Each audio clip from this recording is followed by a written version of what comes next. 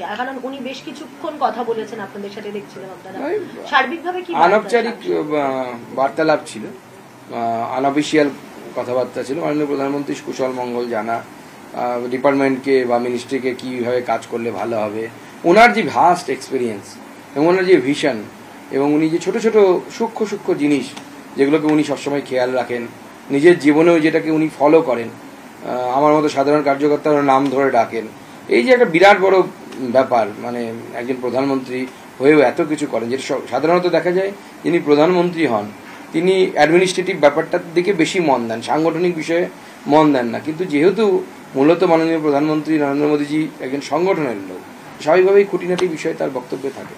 একটা বিষয় জানতে চাইছি, সেটা হচ্ছে আপনি তো আপনার প্রিয় জায়গা হচ্ছে অধ্যাপনা, শিক্ষার মধ্যে থাকা, আপনি কোনো চয়েস যদি চাওয়া হয় আপনি কি এডুকেশন বেছে নেবেন? এরকম কোনো বিষয় নেই, আমাদের চয়েস দেওয়ার বা চাওয়ার কোনো বিষয় নেই। মাননীয় প্রধানমন্ত্রী যেখানে উপযুক্ত মনে করবেন, যেখানে কাজ দেবেন, আমি গতকালই বলেছি যদি বুথ সভাপতিও করা হয় আমি বুথ সভাপতির কাজই করব, আমার যতটুকু সামর্থ্য আছে তা দিয়ে।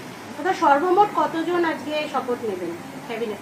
দেখুন, টোটাল সংখ্যা তো আমাদের গোনা সম্ভব না, আমার যেটা মনে হয় সব মিলে ক্যাবিনেট এবং এমওএস মিলে ৬০-৬৫ জনের আশেপাশে।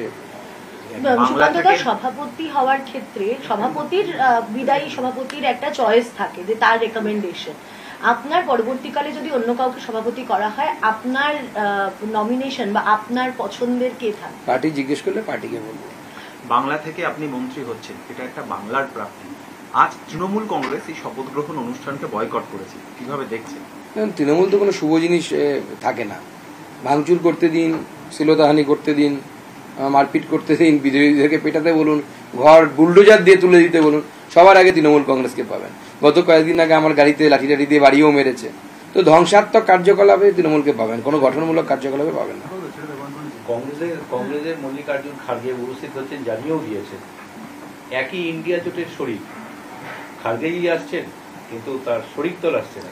দেখুন, কংগ্রেস আমাদের বিরোধী দল, কিন্তু কংগ্রেসের ভদ্রতা শিষ্টাচার আছে, কিছুটা হলেও আছে, কিন্তু তৃণমূলের কাছ থেকে তো সেটা এক্সপেক্ট করা কোনো মানে আমাদের এক্সপেক্ট করা উচিতই না আর কি।